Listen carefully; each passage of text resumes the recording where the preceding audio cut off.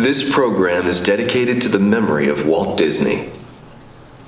In 1971, his love for America inspired the creation of the Hall of Presidents, a place to celebrate the optimism and goodwill he saw at the heart of the American story.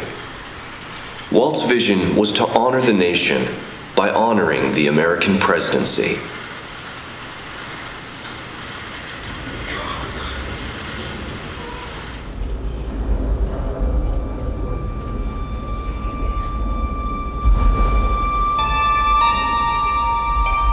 It is 1783, and the smoke is clearing in the wake of the Revolutionary War.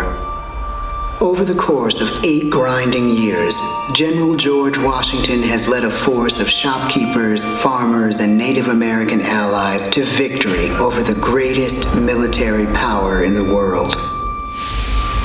A new nation has been born, independent and free. The founders must form a national government. In 1787, through months of passionate debate, they create a written constitution. For the country's highest office, they imagine something new in the history of the world. A leader not born to power like a king or queen. A leader who has not seized power through conquest. A leader not separate from the people, but elected by the people. From among the people. We, the people. This is a new idea, an American idea, the idea of a president.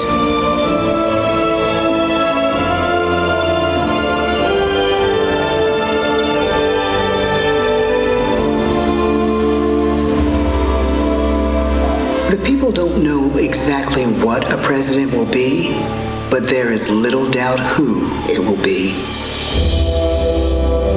George Washington's stature and bearing have marked him as a leader. His integrity has made him a great one. Washington knows that many generals who have led successful revolutions make themselves dictators or kings.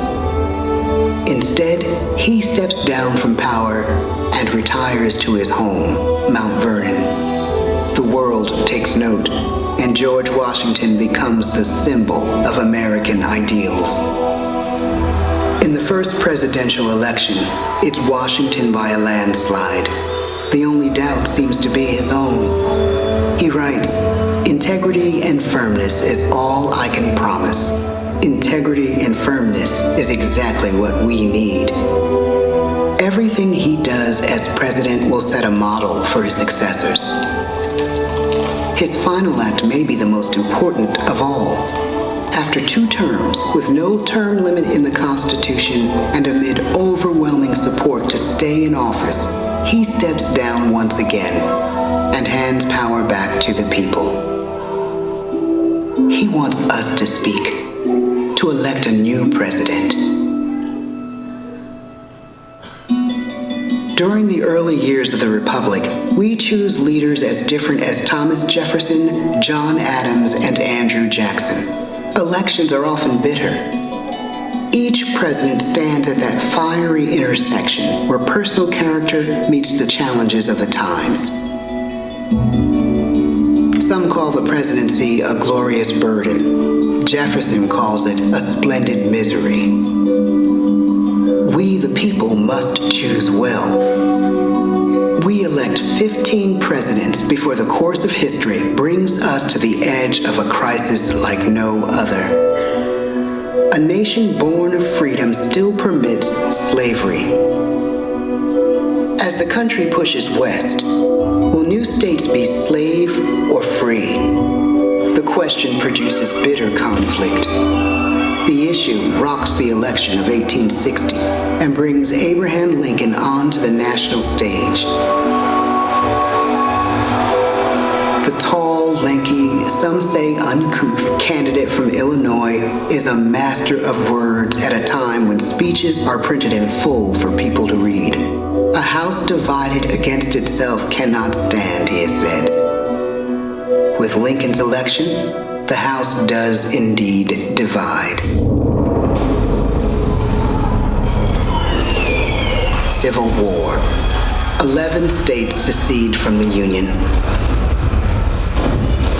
The war becomes a defining passage in the American story. The president's own inner strength and depth of character changed the course of history. Lincoln had come up the hard way, on the American frontier, desperately poor, with less than a year of formal schooling. His early years were scarred by tragedy, the death of his mother, his sister, his first love. He struggles with depression, but never loses his determination to rise above it. He once said he's driven by a desire to leave the world a little better place for having lived in it. The war rages. Lincoln fights to preserve the Union and end slavery. Neither is a sure thing. At Gettysburg, Pennsylvania, 6 months after one of the bloodiest battles of the war, the president dedicates a cemetery to the thousands of soldiers who died there, in words we can never forget.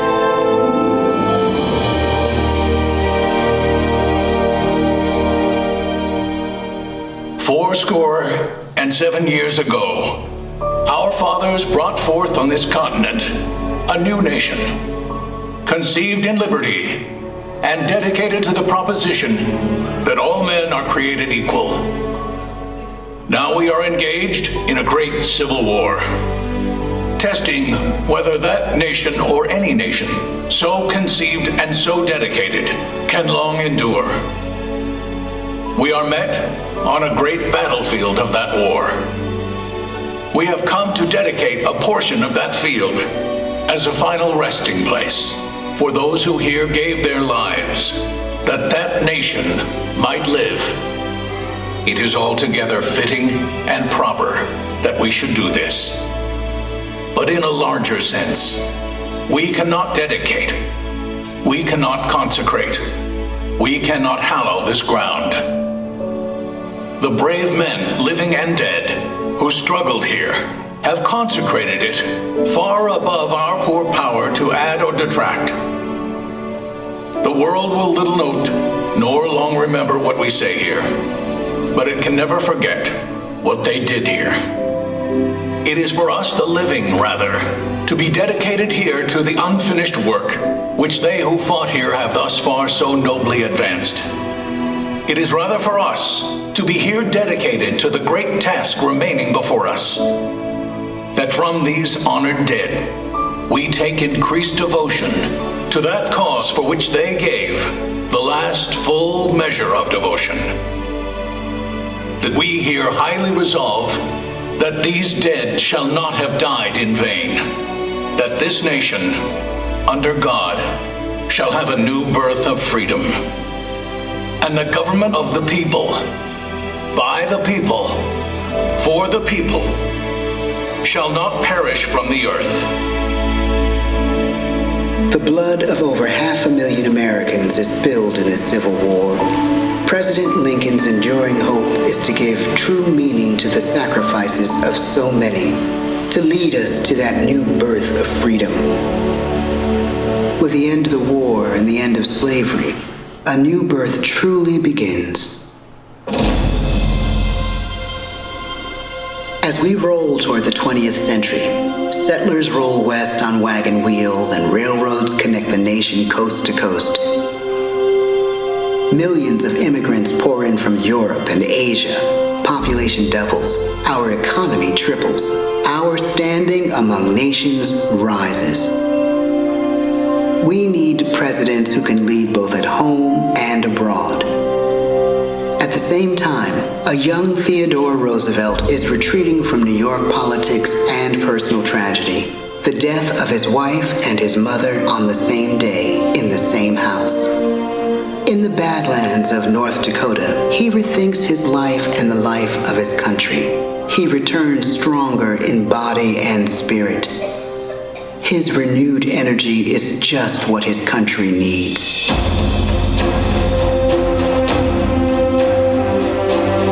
American industry is booming, but social tensions are rising. A progressive movement is bubbling up, pushing for change, and change is needed in the working and living conditions in cities. The gap widens between rich and poor. The demand for change grows stronger.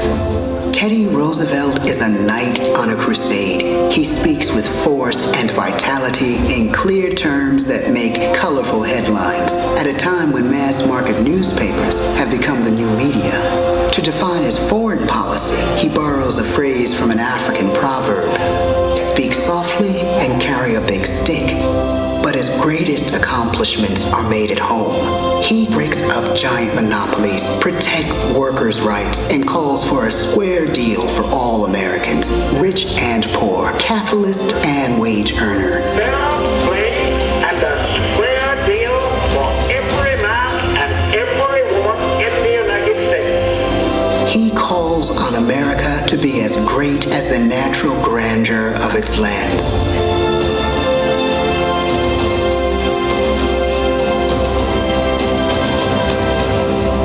Keep your eyes on the stars and your feet on the ground, he tells us. And we do.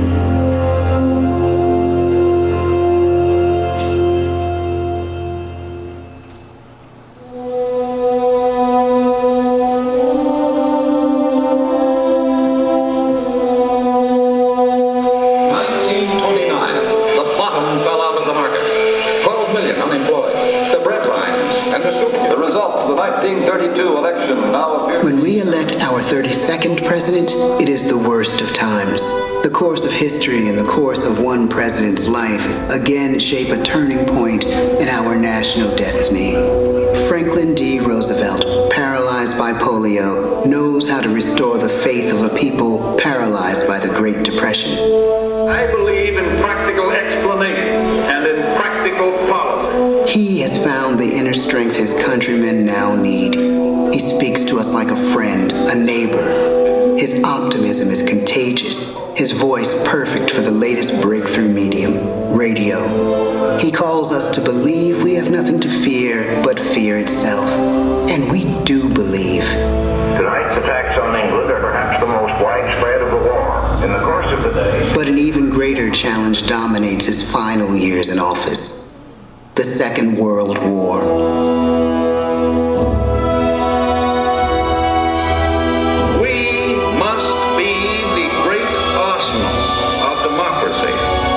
Emergency as serious as war itself. We stun the world with our production. When bombs fall on U.S. troops in Pearl Harbor, he calls us to fight on the war front and sacrifice on the home front.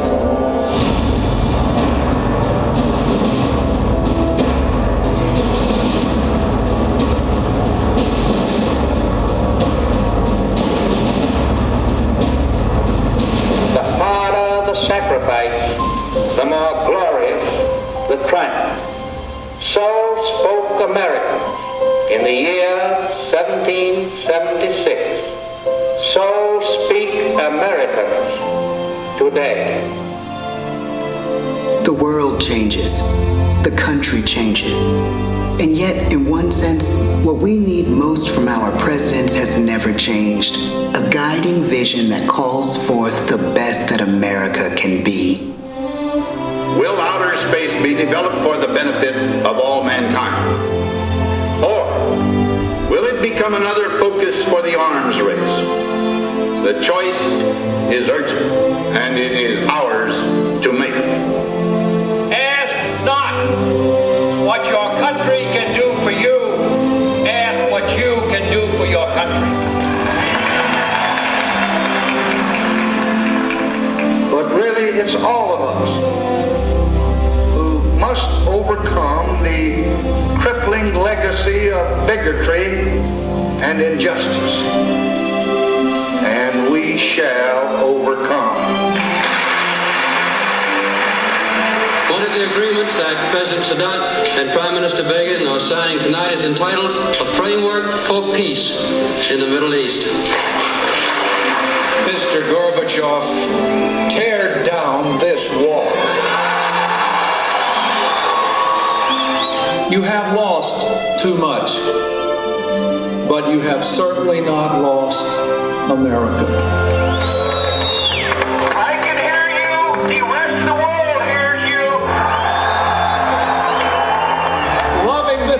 requires the willingness to speak out for what is right, to shake up the status quo.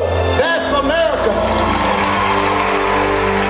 Our presidency is no longer just an idea. It is an idea with a proud history.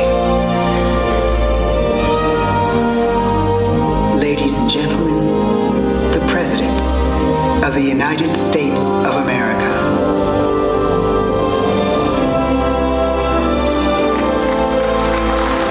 George Washington,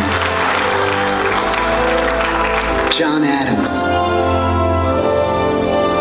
Thomas Jefferson, James Madison, James Monroe, John Quincy Adams, Andrew Jackson,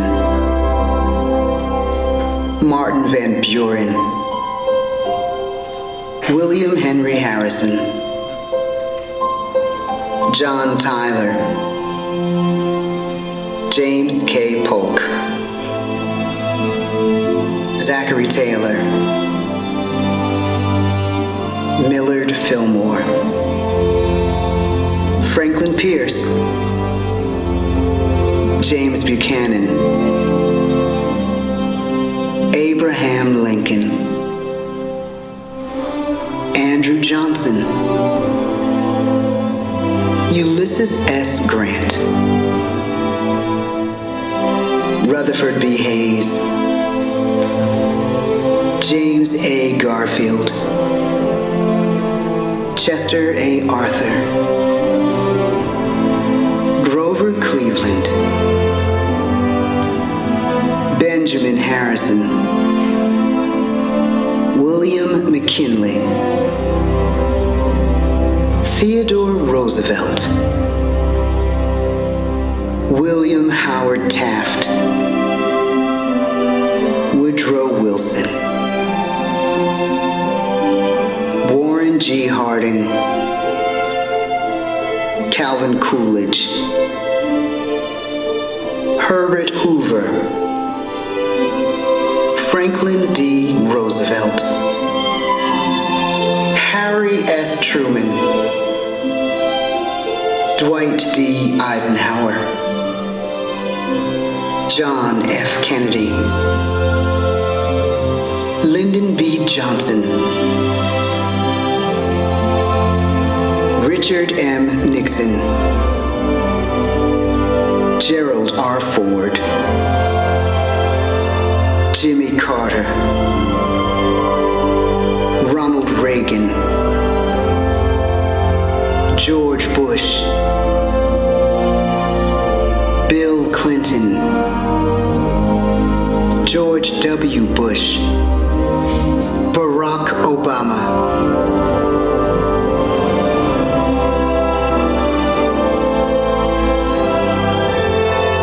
and now we come to the present.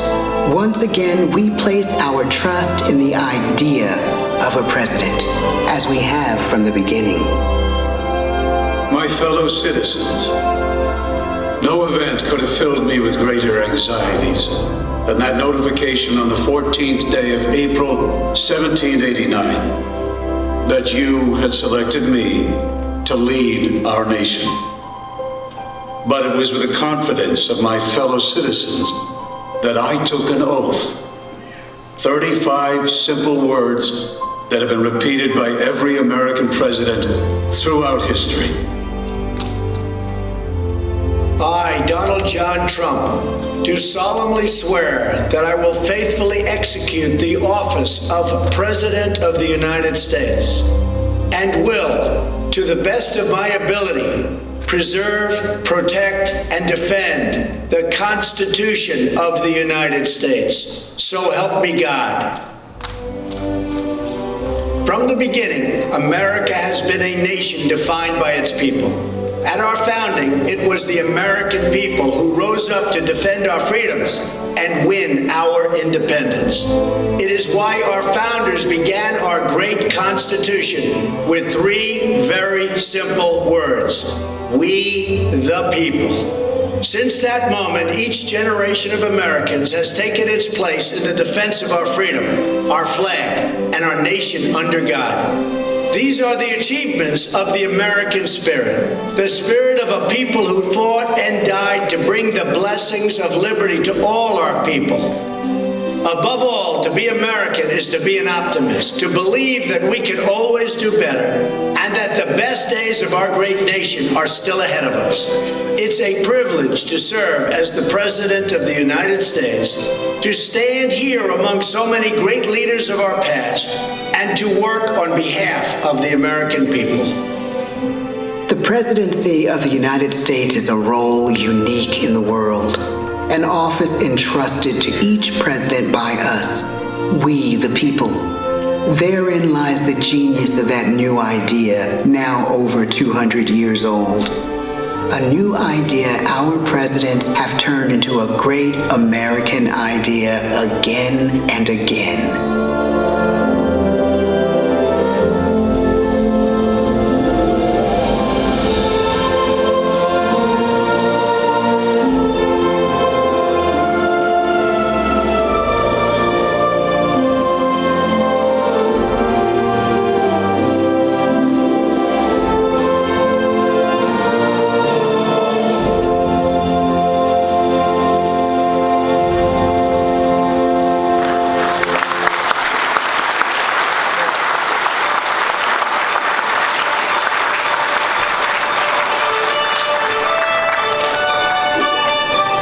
Ladies and gentlemen, this concludes our presentation. Please answer